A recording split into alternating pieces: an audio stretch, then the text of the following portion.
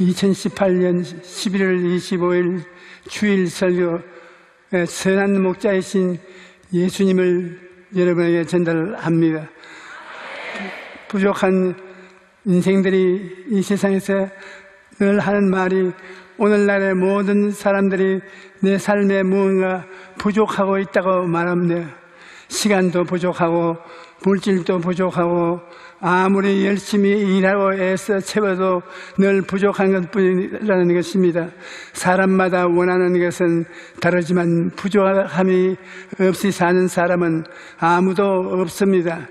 너나 할 것 없이 수고하고 무거운 짐을 진 채 인생을 살아가는 것입니다. 그러나 원래 하나님께 지으신 세계는 부족한 것이 없는 세계였습니다. 하나님이 빛이 있으라 하시니 빛이 있었고 하나님 보시기에 좋았습니다. 또 하나님과 땅과 바다를 지으시니 하나님 보시기에 좋았습니다. 또 풀과 채소와 나무를 지으시고 해와 달과 별을 지으시고 모든 생물 종류대로 지으시고 마지막에 사람을 지으셨습니다.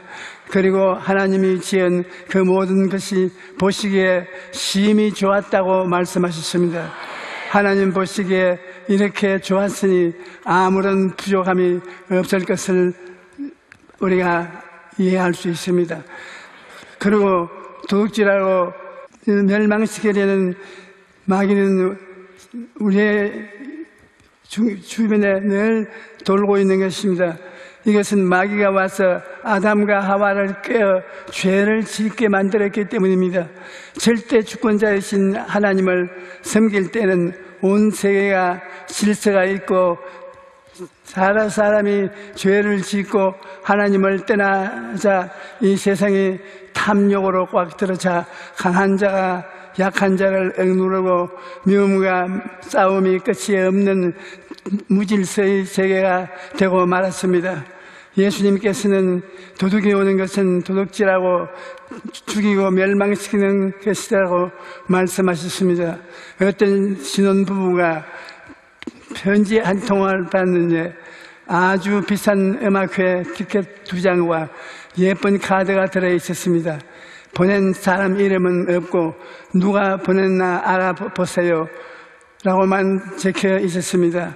누가 보냈는지는 모르지만 아무튼 감사한 마음으로 음악회에 갔다가 돌아왔는데 세상에 그 사이 도둑이 들어서 귀중품을 몽땅 훔쳐간 것입니다.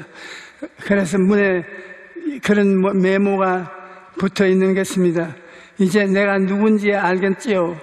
집에 도둑이 들면 귀중한 것을 다 빼앗아가는 것처럼 마귀는 하나님께서 주신 선한 것을 다 빼앗아갑니다. 도둑질하고 죽이고 멸망시키고 마귀의 다스림을 받고 살아가면 죄와 더러움 가운데 살게 되고 각종 질병과 고통을 당하며 가난과 저주가 가득한 삶을 살고 결국 영원한 멸망으로 들어가는 것입니다. 예수님께서는 그러나 우리에게 와서 생명을 주시되 양으로 얻게 생명을 풍성히 주시는 것입니다. 예수님은 우리를 양에 비유하여 섰는데 양은 목자가 있어야 살 수 있습니다. 요즘 집에서 키우던 옛날 애완동물을 길에 버리는 사태가 많이 일어나고 있습니다. 애완동물들은 주인에게 버림을 받아가로 제 대가로 먹지도 못하고 길에서 떠들다가 결국 병에 걸려 죽고 맙니다. 양도 목자가 없으면 죽고 맙니다. 양은 아무 힘이 없기 때문에 사나운 어리에게 물려 죽거나 시력이 나빠서 이리저리 헤매다 절벽 아래로 떨어져서 죽거나 예수님을 만나지 못할 사람은 목자 없는 양과 같습니다. 참된 의와 평강과 희락이 없고 행복과 기쁨이 없습니다.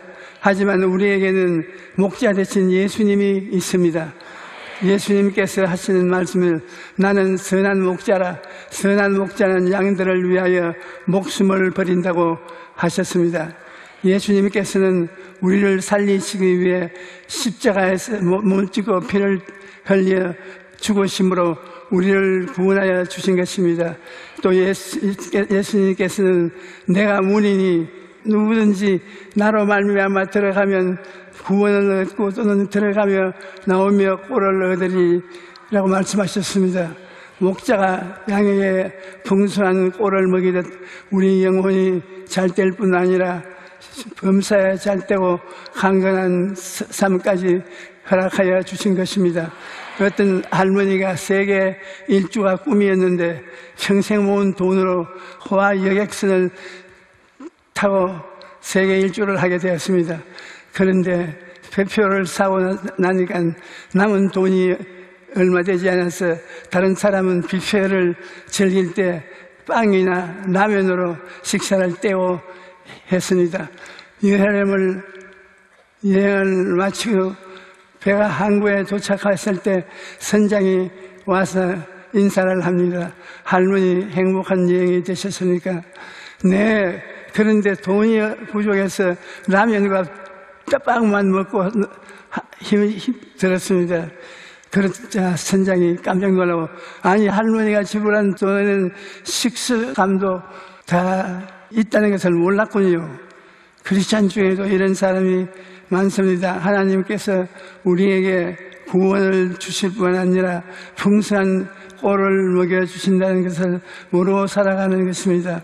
목동으로 일했던 다윗은 하나님께서 또 자기를 먹이고 돌보신다는 것을 잘 알고 있습니다. 그래서 시편 23편에서 야훼는 나의 목자시니 내게 부족함이 없으리로다. 나를 푸른 조장에 누이시며 쉴만한 물가로 인도하신다 라고 고백했던 것입니다.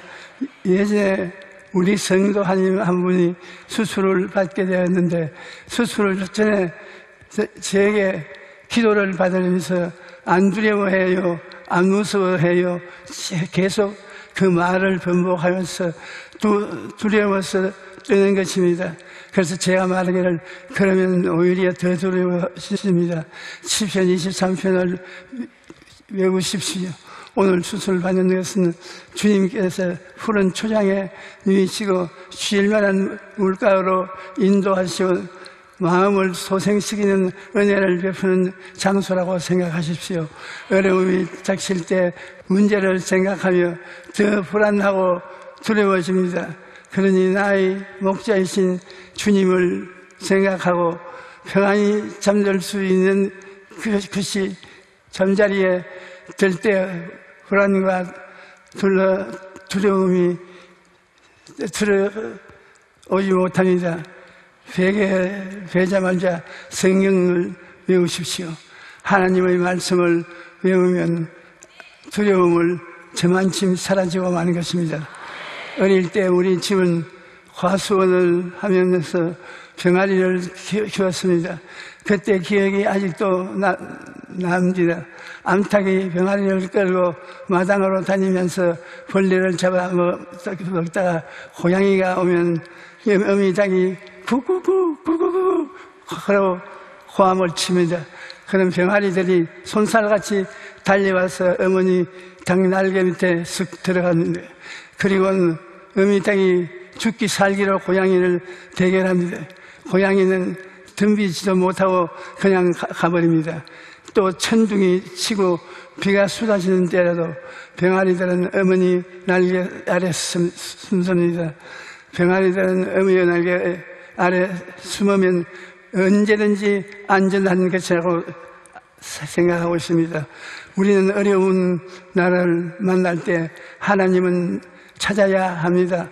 아무리 낭패와 실망을 당해도 어려움과 고통 속에 있다 하더라도 십자가 밑에 들어가면 예수님을 통해 생명을 얻되 풍성한 꼴을 얻고 삶을 이어갈 수 있습니다. 예수님께서 우리의 목자가 되십니다. 그러므로 여러분은 언제나 긍정적인 믿음을 가져야 합니다. 부정적인 생각에 꽉 들어차 있으면 하나님이 도와줄 수 없습니다. 십자가를 바라보고 긍정적인 생각을 갖고 꿈을 갖고 믿음으로 선포하며 나아갈 때 주님께서 풍성한 은혜를 주시는 것입니다. 예수님께서는 내게 오는 자는 내가 결코 내쫓지 아니하리라고 말씀하셨습니다. 죄짓고 불의하고 추악하고 버림받아야 마땅할 인생들을 십자가 밑에 들어 나오면 십자가에서 넘쳐나오는 용서가 모든 죄를 씻고 의로운 사람으로 만들어주는 것입니다. 또 십자가 밑에 나오면 성령으로 말미암아 특함이 능력이 넘쳐나서 모든 일과 더러움이 벗어버리게 됩니다. 또 십자가 밑에 나오면 치료의 강물이 넘쳐나와서 몸과 마음을 치료하고 병든 가정의 삶을 치료하는 것입니다. 또 십자가 밑에 나오면 저주에서 해방되어 아브라함의 복을 받고 되고 부활과 영생을 얻게 되는 것입니다. 그러므로 예수님을 믿는 우리는 항상 이렇게 고백해야 됩니다. 나는 영혼이 잘된같이 범사에 잘되며 강건합니다. 나는 용서와 의를 받아서 거룩함을 받았습니다. 필요를 받았습니다. 저주에서 해방부터 복을 받았으며 부활과 영생 천국을 받았습니다. 여러분 모두가 이렇게 창조적인 믿음의 고백을 통해 날마다 주님 안에서 풍성한 삶을 살아가게 될 것입니다.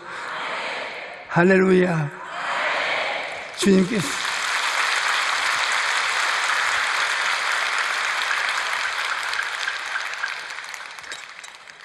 여러분 우리들은 손을 잡고 마귀의 세계를 멸하고 예수 그리스도의 품에 안겨 나가실 것입니다.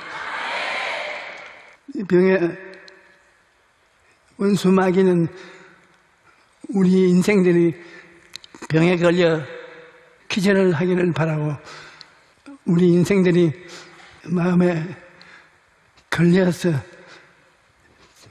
자기 심정에 고난당하기를 원합니다. 오늘 그러나 예수 이름으로 오늘 마귀를 쫓아내십시다.